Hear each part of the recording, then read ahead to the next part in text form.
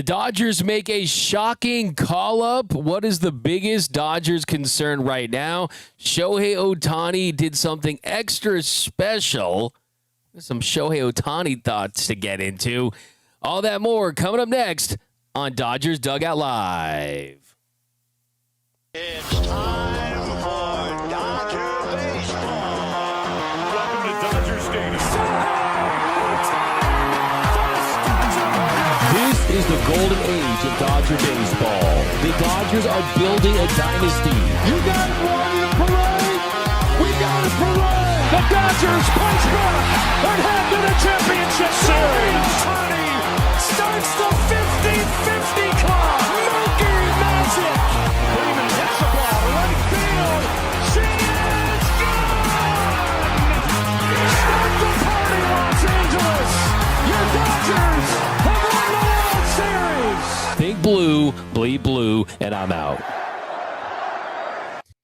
What is up, Dodgers Nation, and welcome to another episode of Dodgers Dugout Live, the #1 Dodgers podcast and Dodgers show on YouTube. My name is Doug McKain. I cover the Dodgers for Dodgers Nation, a credentialed member of the media. You can follow me on X and Instagram at DMAC_LA. If you are new to the channel, hit the subscribe button, hit the notification bell, hit the like button. Podcast listeners, write us a review. We'll read it on the show. Everyday viewers of the show, if you want to support the show, hit the subscribe button, but also hit that like button, drop comments down below.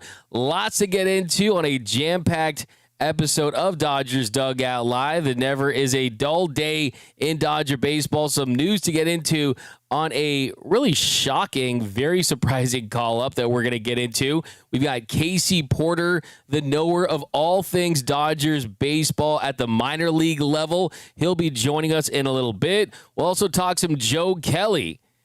JK17, Mariachi Joe, opened up about his pursuit of a big league return, and we know that that would only be for the Dodgers. Joe Kelly talked about his plan that he has to get back on the mound for LA, so we'll get into that a little bit. Some sound bites from Joe Kelly. Today's Dodgers Dugout Live poll question of the show. I asked you guys over on the X, what is your biggest Dodgers concern right now? I've got bullpen, offense, starters staying healthy, and other. And so far, it's 38% bullpen, 41% offense, 19% starters staying healthy, 2% is others. So let me know down below in the comment section, what is your biggest Dodgers concern right now?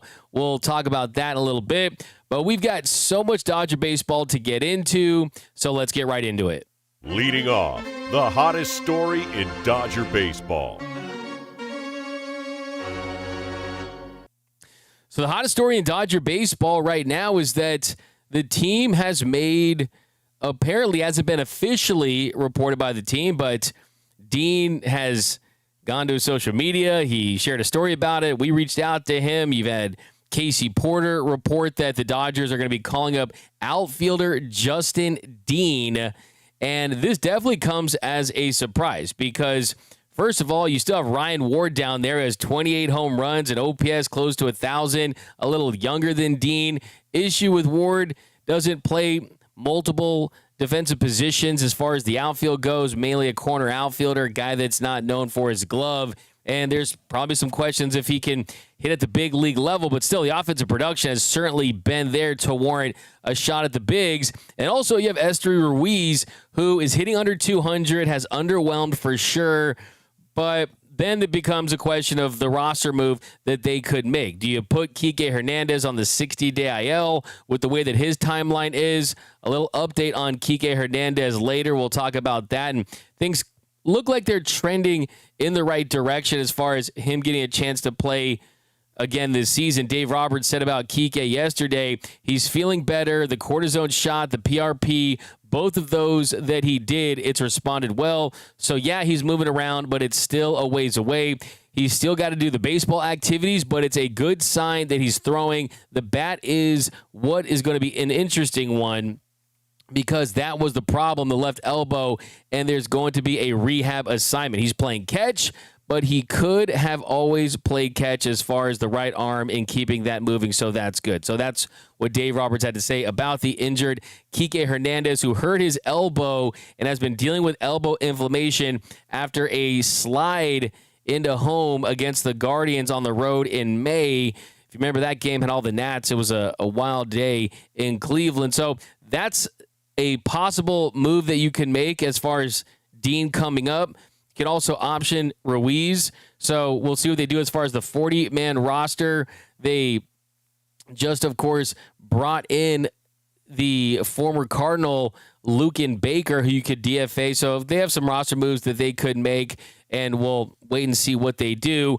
But drop down below in the comments section. I see you guys down below. What are your thoughts on your Los Angeles Dodgers? It's never fun to lose a day game, and then the following day, it's an off day, especially when the Padres win. We got Joe Kelly back from Baseball of Fi. We've got Yo Doug. We've got D-Mac. What is going on with Dean? We've got Bonjour from Paris. D-Mac from Don Kim.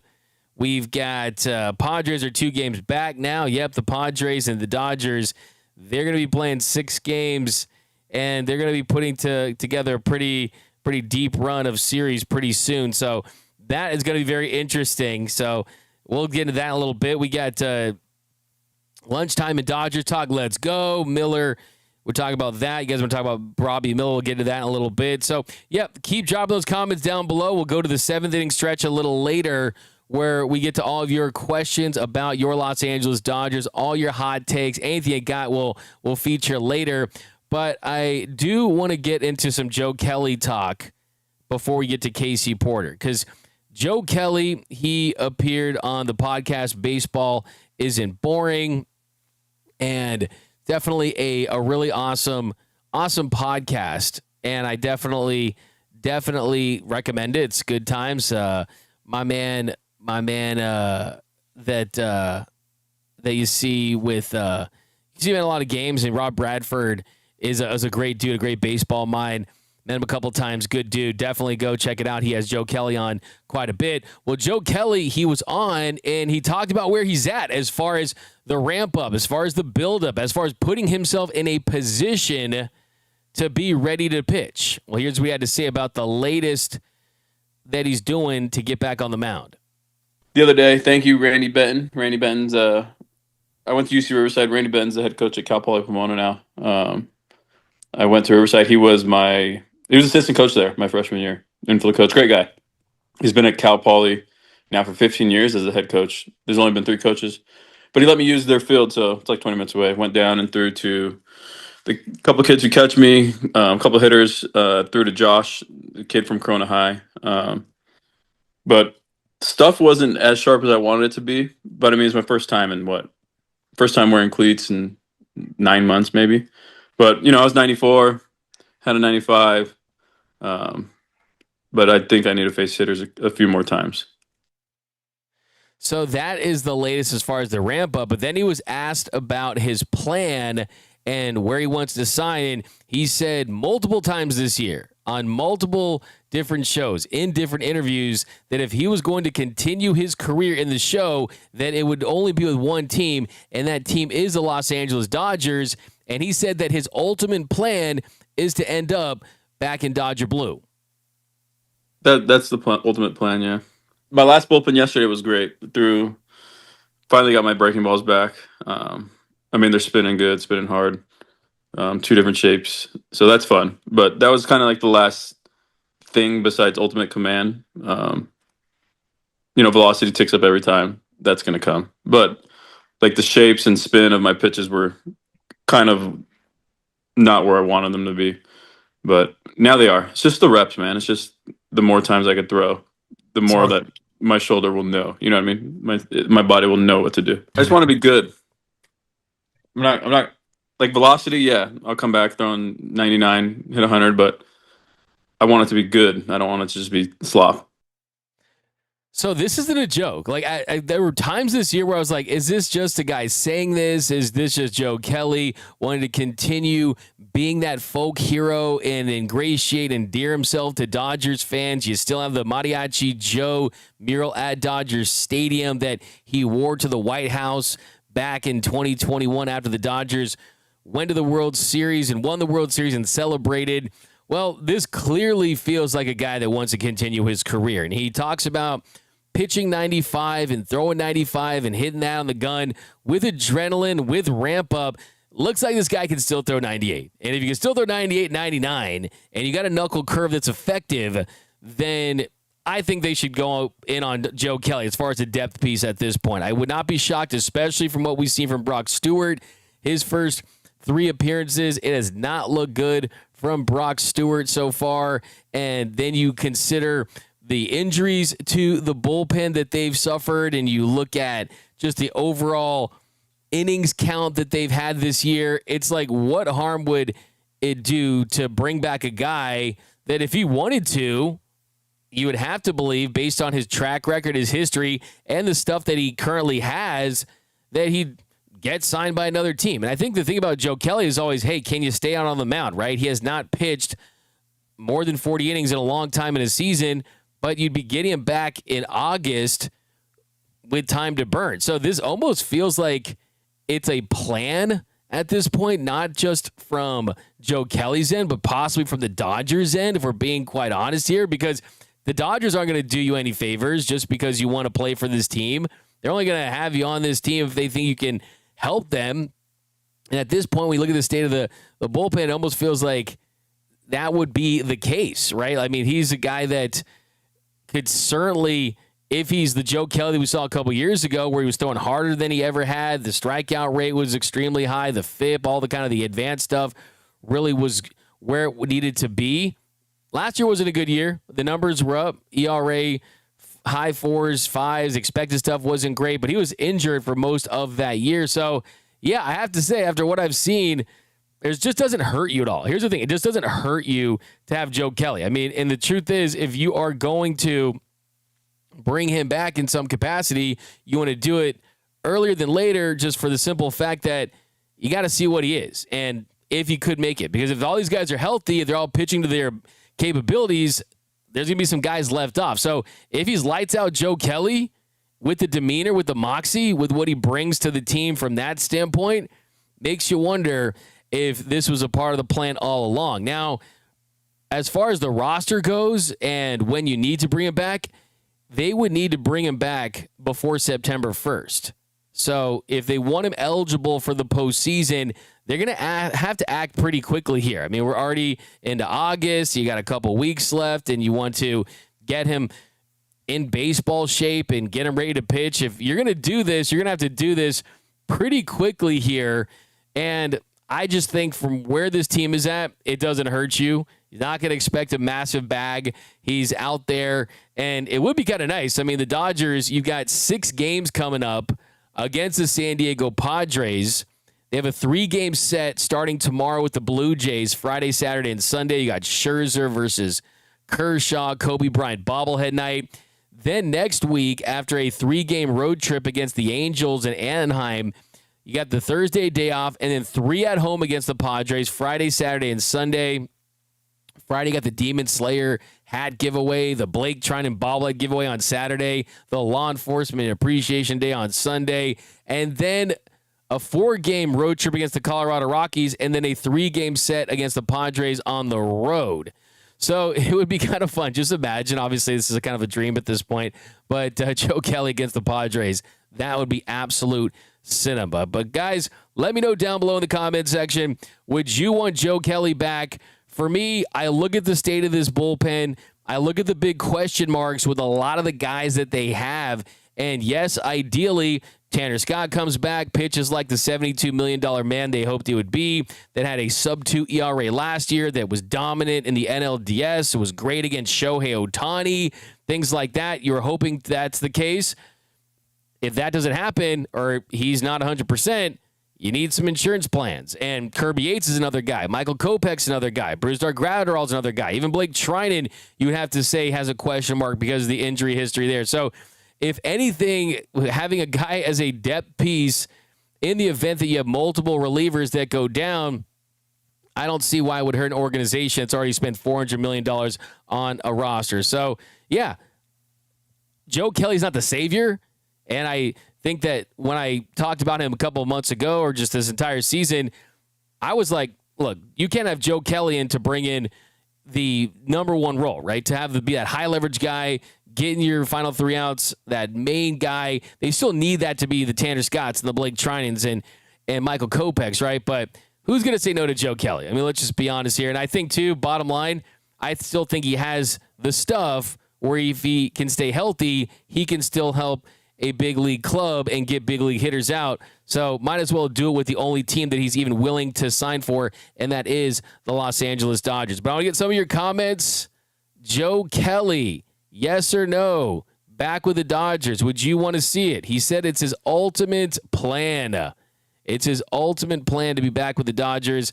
I don't hear what you guys have to say. I'd rather call Landon Knack as a bullpen piece from Martin Vasquez over on YouTube. D-Mac, we ain't worried about no Padres, and I think they should bring back Joe Kelly. Hell yeah. That's from JC4636. Joe Kelly got no stuff from Ricard Dog9712. We've got there's a lot of conflicting opinions here, and I like that. It's good to talk about. We'll get more of your comments in the 7th inning stretch. We've got D-Mac, will you do a shoe if the Dodgers sweep the Blue Jays? Is that how bad it's gone? We're doing shoeies for sweeps at this point? I'm not so sure about that. I'll give you the answer during the 7th inning stretch. We can do some prop stuff, though. I'm down for that. But this is from Martin. It says, D-Mac, do you think L.A. will sign Kyle Tucker for real? Do you think he would come to L.A. and not a division rival? That's looking a little too far ahead. He still has a season to play out. The Dodgers are always at least rumored to be involved in all the big-name free agents every offseason, so wouldn't expect anything less with Kyle Tucker. Sure, they'll check in. I did say that I think one of the reasons why the Dodgers kept their prospects is their next star could be via trade because of the big contracts they have and the fact that some of the guys available, will they really be all in on? Kyle Tucker, Bo Bichette, guys like that. The Dodgers, they were in talks to get Stephen Kwan, and that was, of all the big fish names, I can tell you that was the one that they were closest to getting of all the big names. And for all the Dodgers fans out there that are still upset that they did not get a big name reliever, what I will say to that is blame Emmanuel Clase. Blame Emmanuel Clase for getting in trouble. He has allegations of betting on potential pitches and things like that. These are allegations. I want to put that out there, but he is on administrative leave. So I do think there's a world where if that doesn't happen, that maybe the Dodgers do pony up the prospects necessary to pull off a massive blockbuster trade and get Emmanuel Clase and Stephen Kwan, because when they have made big trades at the deadline and when they have parted ways with top prospects like we saw in 2021 when they gave up their top 2 prospects, catcher Keibert Ruiz and pitcher Josiah Gray for Max Scherzer and Trey Turner, they did that because you got value out of it, meaning you got multiple players. So there wasn't that big deal that could give them multiple players back and give them some bang for their buck when they have to overpay and give up top prospects in a very competitive trade market because of the expanded postseason.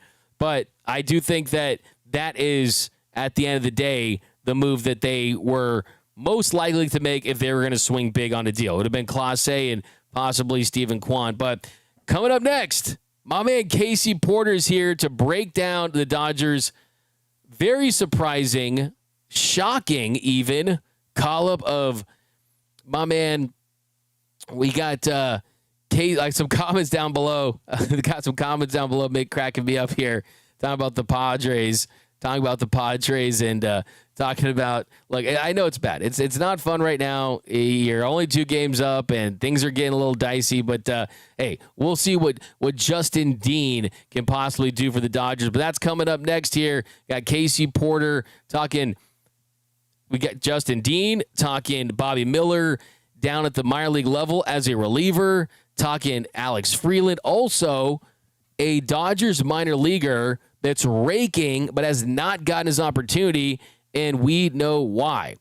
Casey explains in just a second, but first, my man Noel Sanchez, producer of this show, he did a vlog for Japanese Heritage Night, and that's dropping tonight. And here's a little sneak peek. What is up, Dodgers Nation? This is Noel here, and right now we are on the way to the Dodgers Japanese Baseball Experience. Big shout out to Dodgers 365 for giving me the opportunity to come cover this. There's gonna be a brand new Dodger Stadium tour that's going to focus on the history of Japanese and Dodgers baseball. There's gonna be a special food layout with multiple different dishes. There's gonna be a Roki Sasaki bobblehead they're gonna be giving us. This will be a Japanese Heritage Night jersey. Shout out to D-Mac letting me out the office today. You know, we knocked out the live stream. He said I could go have a good time and cover this. Catch you guys when we get over there and check in. How's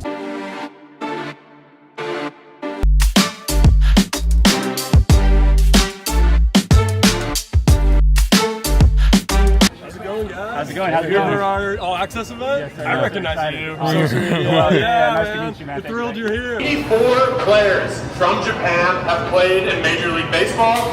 Can you guess how many of those 84 have played for the Dodgers?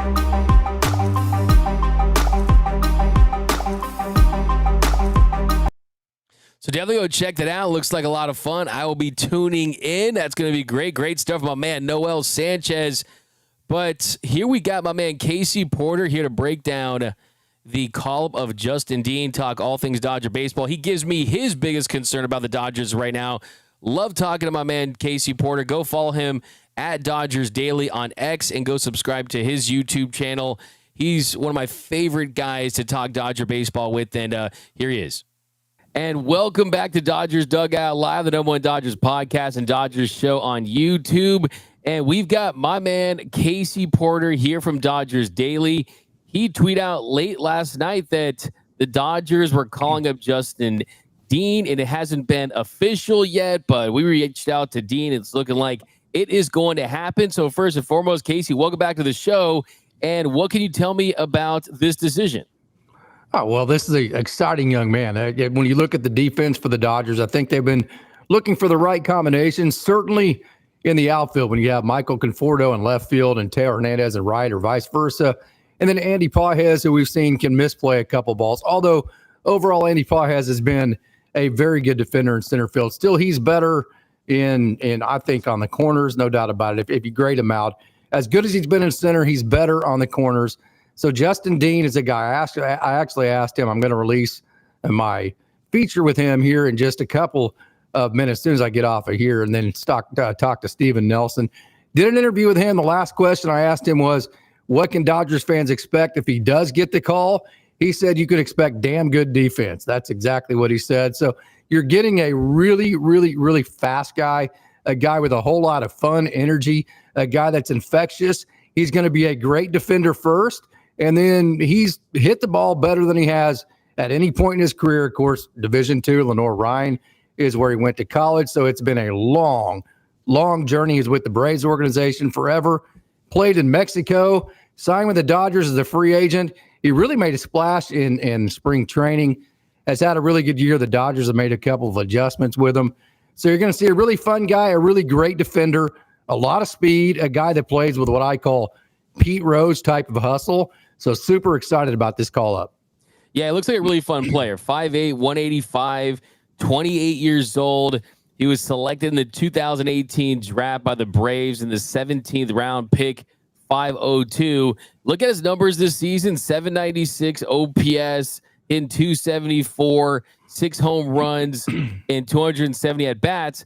But my question to you, Casey, is this someone that's trending in the right direction to the point where they want to give him a shot? Or do you think it's more, they don't like what they've seen from Esteury Ruiz, where he's hitting under 200 with the defense? And it just kind of makes you wonder, because Ruiz, the younger player, put up better numbers in the minor leagues, but you're going with Dean in this situation. What do you think kind of is the reason why they went this route and they're calling up Dean? Well, I can't speak for the organization themselves, but I've said this from the very beginning about Esteury Ruiz, and that is he's a really fast guy that swings up at the ball. He has the wrong type of swing for the type of offense that he should have. He swings and misses a lot. He hits some home runs. So, yes, the numbers look decent, But what I want out of a guy with speed like that, and what you're going to see out of Justin Dean, is a guy that stays over the ball, a guy that's trying to hit hard ground balls, a guy that's trying to hit line drives, and is really just focused on getting on base so then you can steal bases and create havoc. I think Justin Dean, while probably Esteury has had the better offensive profile, certainly throughout his career, and maybe even, I think arguably you could say this year with AAA Oklahoma City, I think Justin Dean fits more of a niche in the sense that he's going to be the guy that stays inside the ball. He's going to be the guy that will bunt to get on base. He's going to be the guy that is okay with hitting a 3-hopper to the shortstop and running like hell to first base and trying to generate and create offense. Because, Doug, here's the thing. The biggest thing that I've complained about, for like a million years in a row now, is that the Dodgers will score 12 runs in the middle of a series against the Cardinals, and then on both bookends of that, not have any offense at all other than the offense. So I think it's just more so, if you were to ask me, what's the difference between the two and why, if you had to prefer one or the other, I think it fits a need more that Justin Dean is better at generating and manufacturing offense than Esteury has been. If it comes down to those two, we'll see. We'll see. As far as the roster move they could make, I mean, Kike Hernandez does make sense if you're going to throw him onto the 60-day as far as the timeline and how that will impact his return. He's starting to pick things up as far as getting closer and closer. And, of course, you got to do the 40-man room, the 40-man roster move. Luke and Baker guy they just picked up could DFA. So they're going to find a way to put him on the roster. But how surprising of a move is this for you, Casey? Came out of left field. I mean, whenever I got the message from my source, it was like, even the source was like, this is coming out of left field. And let me say this, Justin Dean is a wonderful young man. Again, Division II at Lenoir-Rhyne. He's played in the Mexican League. He has paid his dues. This is a day to celebrate for this young man. But having said that, let me say this. It's just another slap in the face to Ryan Ward, too. Ryan Ward has been the best offensive player in the Pacific Coast League. Ryan Ward is the all-time home runs leader in the history of the Bricktown era for Oklahoma City. He is awesome, which goes back to 1998. I was at Bricktown Ballpark the night they opened it. He's also the RBI leader in the history of Bricktown era, and he's having his best year as a pro, hitting over 300. He leads the PCL in home runs. So, I mean, I'm very disappointed for Ryan Ward. It's a disappointing day for him. Amongst a set of disappointments that he's had to deal with, to his credit, he's been a super pro, total pro about it.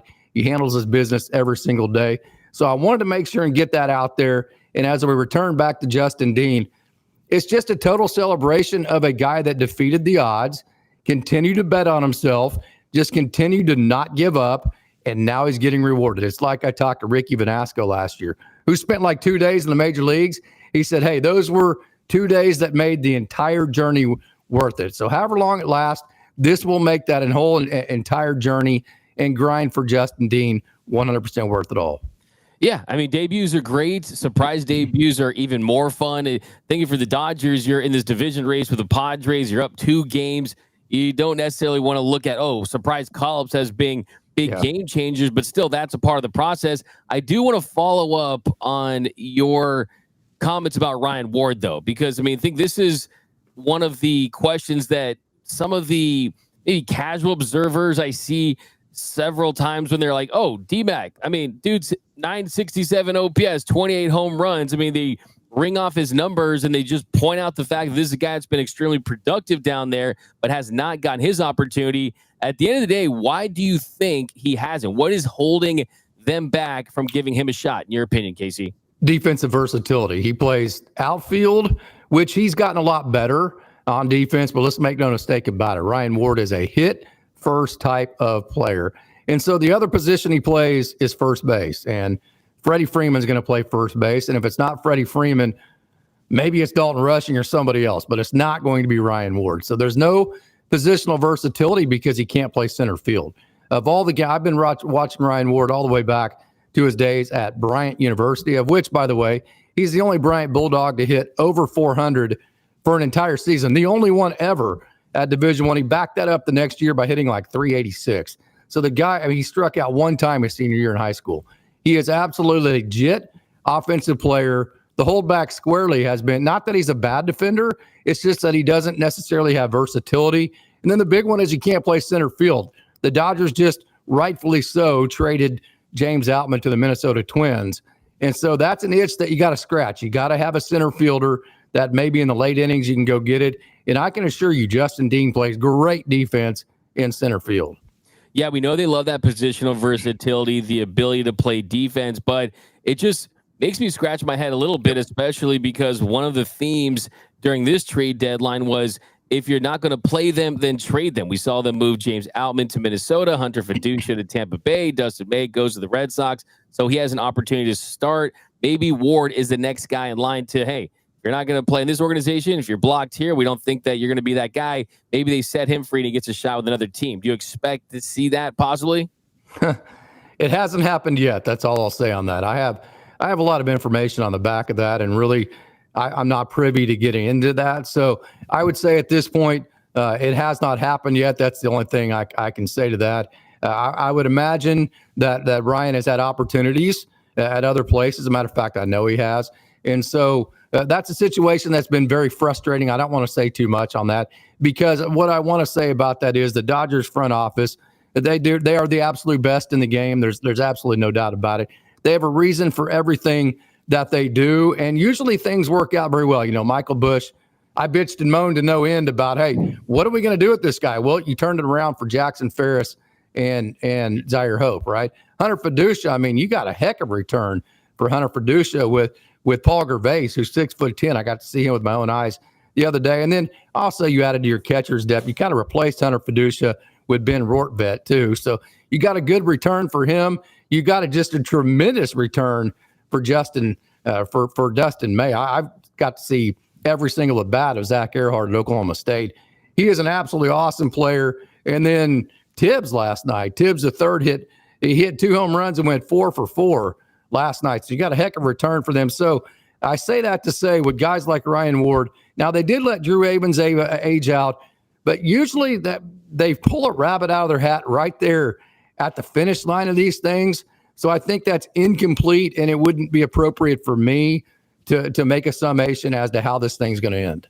Yeah, there's certainly a method to their madness, and typically it works out well for the Dodgers in the long run. These guys know what they're doing. I just want to point that out for sure. But just to shift to something positive for sure is Bobby Miller. And we saw him take on a new role coming out of the bullpen. Since being moved to the pen down in AAA, he's gone 5 innings. He's given up a run. Not a ton of strikeouts, 3 strikeouts in that stretch, but he has 4 consecutive scoreless, hitless innings in that stretch. What have you seen from Bobby Miller, and are you buying the idea of him being an effective reliever? It's not as much about the reliever. It's more about the approach, D-Max. So the approach is what you saw in the last outing is the blueprint.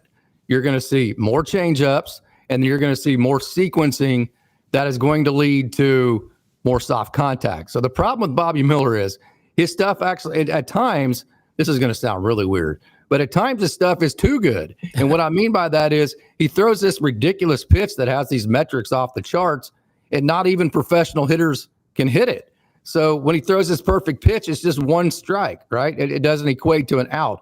And then he has to do that 3 different times to a professional hitter. And let's say there's a 7 or 8 pitch at bat. He makes 1 mistake, and then he gets hurt and he doesn't get an out on it. So the one thing that Bobby Miller needed to do is that he needed to build in efficiency to the way that he pitched. It's not just about throwing strikes. There's been a lot of times where he's actually thrown too many strikes. It's about throwing a sinker at 97, 98 and adding 2 inches of movement instead of 2 miles an hour of velocity. And instead of getting a swing and miss for strike 1, you get a weak ground ball to your second baseman for out number 1, which is exactly what we saw in his last outing, that he only needed 6 pitches to get through. And you saw at the end of his outing, he threw the ball down like, dang, I'm already done with my outing. That went fast. So I think you're going to see a lot more change-ups, which to me has always been, if you go all the way back to my coverage of him, back to even whenever he was part of the only no-hitter in Loon's history 3 or 4 years ago with Great Lakes when he was at high A. His changeup has always been his best pitch. I think you're going to see more of that. And then I think you're going to see sequencing that is more geared to soft contact versus swing and miss. Those are the two keys to Bobby Miller. Whether he is in relief or starting, to me, is here nor there, but I think you're seeing that pattern started. Yeah, he's mentioned to me that changeup, that's his most effective put-away pitch when he has the feel for it. But it's really interesting to hear you say that, because the buzz about Bobby Miller for so many years was big dude, 6'5", can throw 100 miles per hour. But then when you saw him in big league action, it's kind of on the flatter side, not a ton of movement, not a ton of swing and miss. But by the sounds of it, it's kind of just shifting the attack plan to get something that's missing barrels, putting the ball in play, soft contact. So a little more bruised Dart Gratterall than Michael Kopech, I guess. But the beautiful thing is we've seen guys transition from being starters to going to relievers. Michael Kopech's example, going back to Eric Gagne, probably the best example in this organization. But do you think there's a world where you could help this team this year? Or do you think it's more of let's follow this process and kind of tinker with this, and maybe we'll explore that next season? Bobby Miller is one adjustment away, one eureka moment away from – he never lacks confidence. Trust me. This dude will never not have confidence. I think that's been part of the issue, is that he's so confident in certain things that he does. It's like, I can kick ass doing this. Why would I want to do that? I think that's actually been part of the issue. So the confidence piece of it will never leave Bobby Miller whatsoever. It's always been just one eureka moment away for me of, hey, we just needed a sequence like that. We need to feature this pitch a little bit more. We need to do these things. We need to buy into these things to highlight all of what you can do and not just be a power pitcher like probably you want to be. So from that perspective and that aspect, there is absolutely no doubt about it. If this indeed is the light bulb going off, if this is the eureka moment, Bobby Miller is the type, when that dam breaks, it's all going to come out at once, and there will not be a period where you got to go, well, let's wait and see. It's one of those deals where it will gush out. So if this is that eureka moment, and it's still a wait and see type of deal, but if this is that moment, then yes, easily he could be in position to be considered for a playoff roster.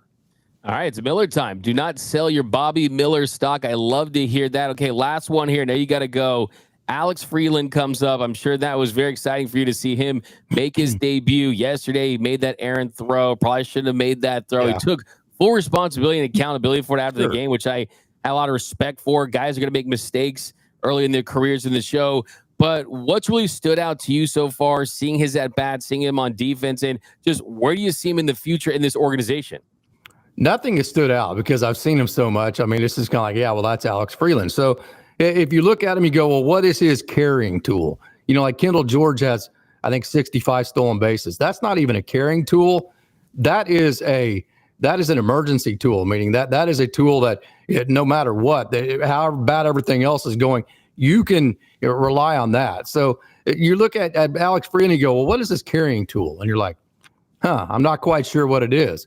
Well, what his carrying tool is all of his tools. So there's not really one tool that sticks out more than the other. He has great speed. He's going to steal 30 bases or more. At least he has in every year, the last couple of years as a pro. He has power potential, but he's a line drive hitter. So he hits the ball hard, but the ball doesn't always get in the air, which is great for me because I think that's an offensive profile that the Dodgers need. He is a good defender. He has a good arm.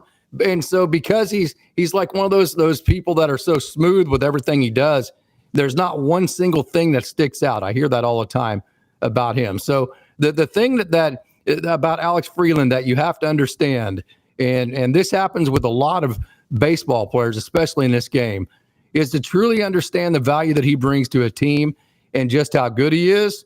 You got to see the nuances every single day. You're not going to watch him in a showcase over a 2 or 3 game streak, and go, oh, wow, look at this. Oh, wow, look at that. It's going to be over 162 where you just kind of admire all the different things that he's able to do. On the error that he made yesterday, just trying to do too much because he's so freaking competitive, right? I'll say that about him on that error. So you got to wipe that one off, give him give him a reprieve for that. I will say this, though. He's a competitive dude. He wants to be the guy. When you got Shohei Ohtani behind you and you're up in the count, and Shohei Ohtani is the go-ahead, tie and go-ahead run, whatever it was. I didn't like the swing on the fastball up in the zone. I thought that was a little bit too big. We need to get on base right there and get Shohei Ohtani to the plate.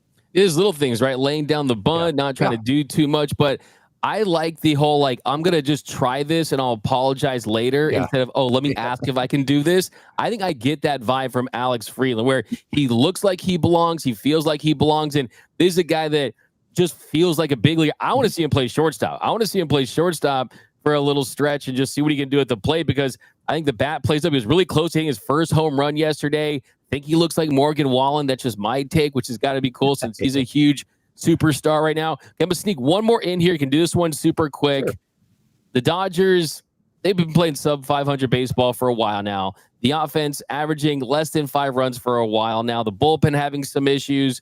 I want to know right now where the Dodgers are at. If there's one biggest concern that you have for this team down the stretch, what is it, Casey? Well, the biggest concern is that they strike out too much. We've been saying that for I don't know how many different years. When you are there's a trade-off to this. So to walk, a lot of times you're going to get into deep counts, which means you're going to get to 2 strikes, which means if you get to 2 strikes, you're in jeopardy of striking out more than a team that likes to hit the first pitch. But there's trade-offs to everything. If you hit the first pitch and it's a ground ball to second base, like Bobby Miller got the other night, then you've made 1 pitch and 1 out. That's to the defense's advantage. And then also to hit the slug that the Dodgers have to be the type of offense that they are capable of being, you've also got to have a little bit of allowance for some swing and miss and some strikeout too. So there's always that balance between the slug and the swing and miss. Right now, it's not proportioned properly. It's too much striking out, not enough home runs. So my biggest concern with this team is, can they actually execute winning baseball plays in the games that they're not hitting home runs? When I say winning baseball plays, can everybody on the team be Freddie Freeman for 1 at bat? And when I say that, can they hit the sac fly to score the run? Can they hit the ground ball to second base with a runner on second base to advance the runner to third base with 1 out? Can they execute winning baseball plays on the first and third games of the St. Louis Cardinals series when they're not hitting home runs, and win those games too? That's my biggest concern about the Dodgers. Yeah, I think that's extremely valid. When Casey Porter wakes up at 3:30 in the morning in a cold sweat, he's thinking of the Dodgers going down swinging. Since July 1st, the Dodgers strikeout rate north of 25%. That's the worst in Major League Baseball. And you think of postseason baseball, you think of better pitchers, better relievers, and it almost feels like striking out becomes contagious for this group when things are going bad. So I really love that you point that out. That's why I kind of like guys like Alex Call, right? Kind of guys grinding out at bats and things like that. So definitely something to think about for sure. But Casey, we appreciate you coming on short notice. Congratulations to breaking that story. I mean, it hasn't become official, but we know that your sources are A1, especially down there at the minor league level. Justin Dean getting the call up. But we'll talk to you soon. Have a great interview with Steven Nelson, and we'll have you back on the show very soon, my man. Thank you, D-Mac. Always an honor, my man.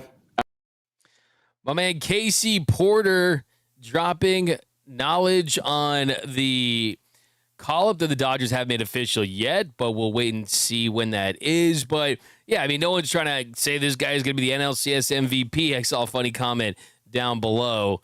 You guys are going off on just this idea of him coming up and what he can mean for this team. It was we've got Muay Thai MTA. Guys, don't worry. Justin Dean will save our season. Yeah, he's not here to save the Dodgers season, but certainly they need to get together offensively.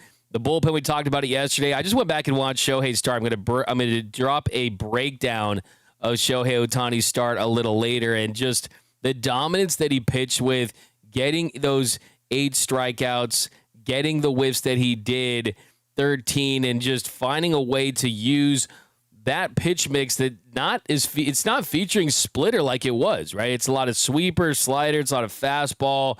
But if it weren't for Miguel Rojas losing that ball in the sun, then you're talking about 4 shutout. And let's be honest, that should go as an error. But anytime your glove doesn't get on the ball, anytime you get lost in the sun, you're usually not going to be charged that error.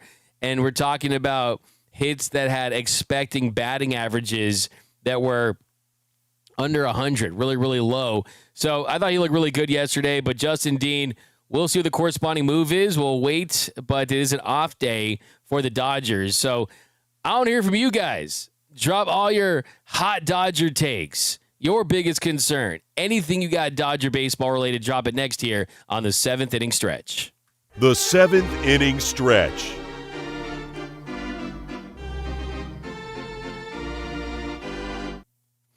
We got Bob Levine, 7909. Bring back Mariachi Joe.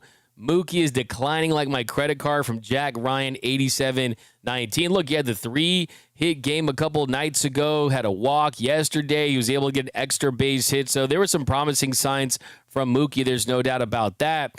So we need to see a longer sample size to see if that ovation did something, to see if he's getting out of his slump on a real sustained level. That's going to be the biggest question. It's Jeremy Buckley, 4153. It's not good when you have 5 weeks off, come back 2 games and get a day off for no good reason. Yeah, I mean, look, this team, they've been scuffling. There's no doubt about that. But you got a really tough team coming in. We're going to preview that tomorrow with the Blue Jays coming into town. They just absolutely boat raced the Rockies, and you've got a matchup of 3,000 strikeout pitchers, future Hall of Famers, Max Scherzer and Clayton Kershaw, with Kobe Bryant bobblehead night. So that's going to be exciting. We've got Nando 3909. What up, Nando? We need Casey to hype these prospects to GMs during the trade deadline. Yeah, that'd be great, wouldn't it? Look, he's around these guys. He's positive about these guys. Look, you guys know how I stand on prospects, and the truth is the vast majority of them, they're not going to work out. And if they're not going to work out, they're just not going to play for this organization because of this team's ability to acquire talent through free agency, through trades. So it's rare to have a guy come up and be a major player for this team. But there are examples, of course, and we've seen that throughout the years. The World Series MVP in 2020 was a drafted and developed prospect in Corey Seager. Alex Freeland coming up. So, look, I mean, Will Smith, best example on the team currently. So, not worried about that. You got Joe Magazzini, D-Mac. How did Dustin May's first start go? Dustin May, I think he went 3 1/3 innings, I believe. 3 1/3 innings. So it goes 3 2/3 innings. Gave up 3 runs on 6 hits, 4 strikeouts and a walk. So it didn't go deep into that one. By the way, isn't it wild? Shohei Ohtani already has in 8 starts as much F-WAR as Dustin May has in 20 starts. So just shows you that, man, Shohei Ohtani on the mound has been really, really good. We're going to break down Shohei Ohtani on the mound on tomorrow's show. We got Rojas cost us the game from Hector's season. I think the fact that the offense scored 3 runs cost them the game, but defensively in a tight one, certainly you definitely have to point the finger at Rojas, Freeland, even Pajes, Mookie not being in the best position to get a cutoff. The defense was just sloppier than a soup sandwich yesterday in general. We've got Let's Go Dodgers. Let's pick up the vibe a little bit, guys. Come on, D-Mac. Number 1 Dodgers need, work the count deep. That's from Senior Jefe 4343. Like, I think there's certain counts where if there's a ball in the zone that you can drive, you got to take advantage of that early in the count and put the bat on the ball. But I think this team, it's been expanding the zone at times and then also missing pitches late in counts. So I think we need to see what this offense looks like with Max Muncy in it for a month to, I think, really get really concerned about a team that has Shohei Ohtani and Freddie Freeman in it and Teoscar Hernandez, who's starting to swing the bat better. So I'm not as concerned about the offense. I mean, it's so wild to me. Yesterday, Shohei Ohtani, first 115 games of the season, hits his 39th home run. That's the fastest to 39 home runs in 115 games in Dodgers history, and that's the pitcher that did that. So there's a lot of offensive production to be had, but you definitely need to see better nights and better at-bats. Just like I pointed out, I mean, the Dodgers have led baseball in strikeout rate since the beginning of July, and that's going to get even worse in the postseason when you're facing better pitchers. So certainly the offense, they deserve a lot of the blame during the stretch when the bullpen has pitched better, save for the series against the Cardinals, and the starting rotation has started to solidify. It's up to the bats to score some more runs, and it's not going to be easy, and they're going to have to find it pretty quick. And my hope is that they rise to the occasion against better teams in more postseason atmospheres because, look, the time is now, man. The 2 games up in the division, the time is absolutely now. Justin Dean to the Hall of Fame from Nando. Claudia says the season has been an emotional roller coaster. Let's get to the postseason already. May is now Boston's problem. Good from Ray Soto. Keith Potter, 21. 91 pitches in 3 1/3 innings. Dodgers dodged that bullet. D-May got worked. Our Sox fans are livid. D-May sure fell off a cliff after whiffing Manny. Yes, yeah. And I think someone in the comments yesterday said that I have to play the positive parts about what he said about the Dodgers, and I didn't play anything negative. I played exactly what he said. He did say he was pushed out. I don't think he necessarily thinks that the Dodgers and Brandon Gomes and Andrew Friedman sat him down in a room and said, hey, we're trading you. You're gone. That was not the case. I think he got pushed out from a talent perspective. There's just more talented starting pitchers that the Dodgers were going to use. That wasn't going to include Dustin May. They have 6 better starting pitchers, and he's not a guy that really projects to the bullpen, and he made it known that he wanted to be a starter. So I'm not going to lose sleep over Dustin May. Okay, let's just call that what it is. Shohei is quality, both sides of the plate from Foxy Cinnamon. JC46, Stewart didn't do good the first time he was here, so I don't know why they brought him back. For all we know, he's pitching bad on purpose. I don't know why he would do that. Still under multiple years of team control. Had changed a lot of things as far as development and the pitch usage. And look, my issue with him was, for example, yesterday, Brock comes in and it's a lineup that's mainly lefties, right? And that's what he has struggled against. I mean, lefties have an OPS of over 900 against him this season. So to throw him in there in a group of lefties, Lars Nootbaar, you had Brendan Donovan. I mean, 3 of the 4 guys he went against were lefties. He's supposed to be matched up against righties, but clearly they just think that he can be good against left and right when that hasn't been the case all season long. So I think just from an optimization standpoint, hasn't been put in the best spot, and he's just not supposed to be the savior. Like, if you need to fix the bullpen, if you need to get better performance, they got to get guys that they trust back, and it's got to come very, very quickly here because you got some big-time opponents coming up. We got Andrew making all the wrong moves this year from my son, my buddy. I think it's still TBD, if we're being completely honest about it. We have to see how Blake Snell looks down the stretch, how Tanner Scott looks down the stretch, how Kirby Yates looks down the stretch. Does Teoscar Hernandez come up big in the postseason? That was an offseason signing that they made. Does Blake Trinan come up big again in the postseason? Does Kike come back and do anything? It's just a lot of ifs. The truth is, I mean, Conforto, does he give them anything? I mean, if we're ending the season today, the answer is yes. There were a lot of not so good signings that did not pan out, but all will be forgotten if all these players play and pitch to their abilities down the stretch into the postseason and help this team make another deep run and win another World Series. All will be forgotten if they're able to do that. Now, if they do not, then we can have that conversation. Is it more likely that we're going to have that conversation than not?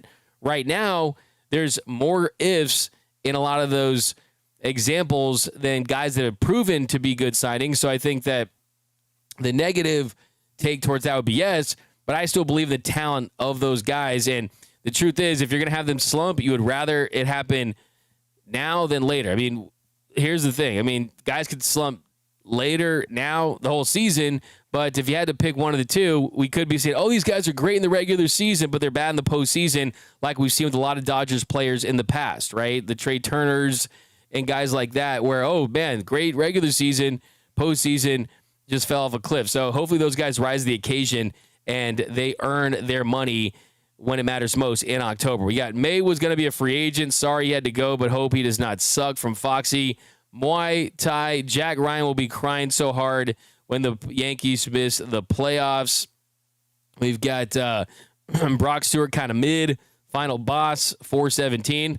So far, it's tough to debate that, but we still have to get a larger sample size to really determine if he's good or not.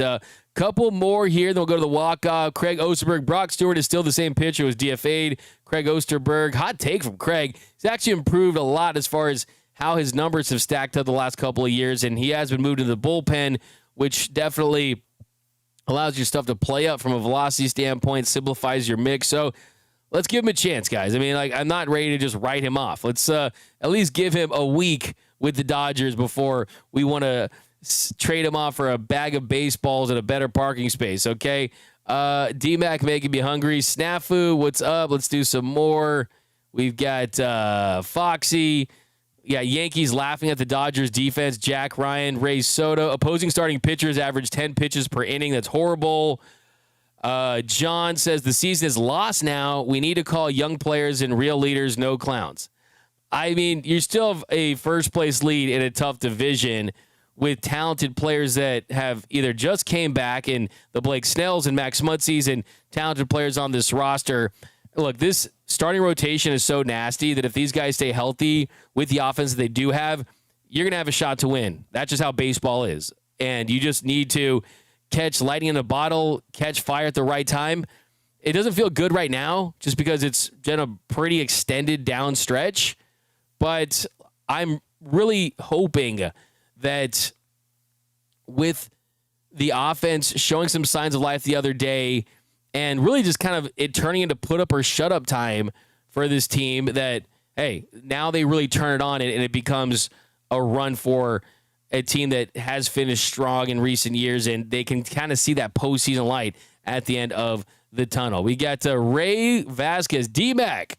Stop already with the wishful thinking. Twerking, stubborn manager is incompetent and clueless. So a manager that should have won 3 World Series in 9 years is incompetent and clueless. I don't know. Well, give me some specific examples and I'll respond to those. So let me know down below. But all right, guys, running out of time.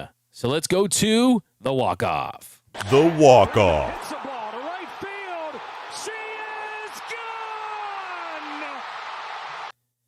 And today for the walk-off, Will Smith, he had his annual fundraiser, a comedy night, and a lot of Dodgers showed up. I mean, basically every Dodger showed up, I think, outside of Shohei Ohtani, which is totally understandable. 1, he's so incredibly famous, and 2, he has a newborn at home. But check out this pic. I look at it and just kind of a couple things that stand out is look at Evan Phillips' arm. Look at Evan Phillips' arm. Did they replace? Is Evan Phillips going to be available for the postseason because he has a bionic arm? Look at this. It's like a titanium robot bionic arm for our guy Evan Phillips. I think this is awesome. Let me zoom in here. I'll zoom here. You should get a better look of it. You got the bionic arm of Evan Phillips. We got new Dodger right there, Alex Call. There's Ben Kasparius. You got Emmet Sheehan. I like the fact that Emmet Sheehan is rocking the LA hat on an off day as fashion. It's like a light brown one. Tommy Edman in the mix, crushing I don't know what he's crushing there. Is that a Modelo? Is that just like that liquid water? Will Smith's looking really good. They got the folded up sleeves, got the Rolex Daytona on. There's Alex Vesia. You got Tony Gonsolin right here. Max Muncy with the cool flannel. See what shoes. Got the Jordan 1 kicks. My man Freddie Freeman in the building. How about Kirby Yates? Kirby Yates, man. Looking young and fun there. Teoscar Hernandez got that $1 billion, a trillion megawatt smile. Dude's always smiling. Look at Jacked right there. Miggy Rowe. You got Conforto. Looks like he's crushing a Guinness, I want to say. We got Anthony Bonda, Tanner Scott. How about this, though? This is what really stands out to me. I thought this was Kike Hernandez on the far right on first glance, but it's actually Alex Freeland. Kike's back here with the mustache. He's got the rock of the mustache. You got Blake Snell in the mix. So, yeah, really good turnout. I saw people online commenting on this. They were like, why are Dodgers players out having fun after a loss? Come on, bro. Relax. This is a team that won a World Series less than a year ago. And they could have very well won that game. I mean, these events are scheduled in advance, and they're for a good cause.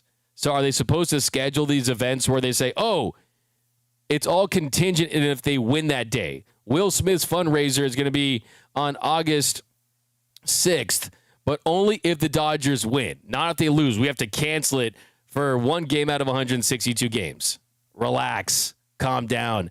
What stands out to you guys, for my podcast listeners? We're looking at a picture of all the Dodgers in their normal people going out clothes. for Will Smith's comedy fundraiser. So let me know down below what are your thoughts and some comments here. Let's see. Come on, chat. Let the boys have some fun. Look like Robo, not Freeland. Yeah, Robleski. Yeah, Robleski's looking jacked. That's what I meant there. Yeah, it's Alex. It's Justin Robleski in that picture. And dude, he's looking like Kike, and he's looking jacked. My man Alex Freeland, like I said, he looks like Morgan Wallen. So here's another look. Yeah, you're right. Justin Robleski is what I meant. And he's looking jacked, man. Look at this dude. But look at Robleski and look at Kike. They look like kind of. I thought Robleski was Kike.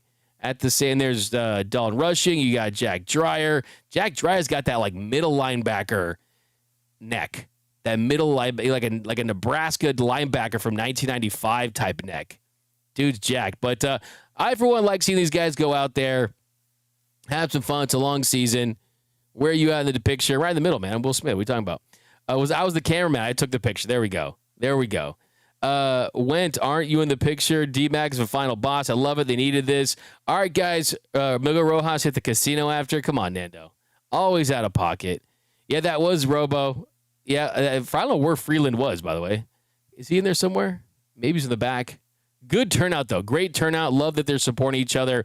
But that's going to do it for this episode of Dodgers Dugout Live. My name is Doug McKain. You can follow me on X and Instagram at DMac_LA. Hit the subscribe button. Hit the notification bell. If you really want to support this show every single day, it would mean a lot if you hit the like button, drop a comment, go to gearup.la to get some merch.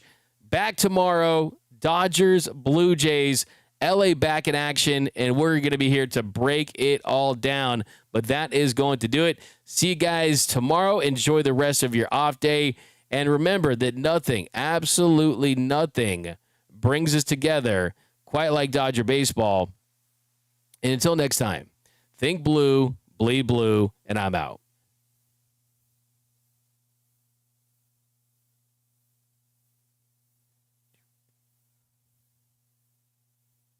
It's time for Dodger baseball. Welcome to Dodger Stadium. This is the goal.